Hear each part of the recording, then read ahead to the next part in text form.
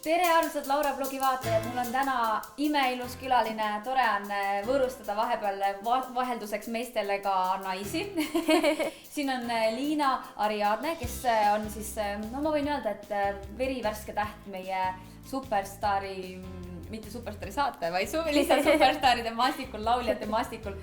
No kuidas sa üldse leidsid aega täna mulle külla tulla pärast kogu seda tralli, ma ei tea, sul on kindlasti mingi miljon intervjuud, mida sa pead andma ja kirjutama ja mingid pildistamised ja jutud, kuidas sa üldse aega leidsid? Ma usun, et praegu on kuidagi siuke rahulikum periood, et need intervjuud ja asjad olid kõik ikkagi eelmisel nädalal ära.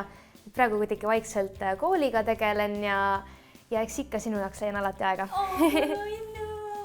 See on tore, et Laural on palju sõpru. Nii, aga ega ma sind siia niisama ei kutsunud istuma. Ma tegelikult panen sind kohe proovile. Mul on erinevaid challenge'id sulle täna välja mõeldud ja üks nendest on seotud Eesti Lauluga. Nii et väga põnev. Nii siis, Liina, või kuidas ma sind kutsuma pean? Võime sulle öelda nagu esimese nime või pean ütlema 2 nime kokku või pean ütlema teise nime või kuidas sa oled harjunud? Liina, ikka Liina. Liina, ühesõnaga Liina. Sina hakkad siis meile proovima tuletada meelde ja laulma Eesti Laulu võistluslaule. Ja ma annan endast parima, ma kõiki kindlasti ei tea niimoodi peast. Ei lähe, sa pead teadma. Okei.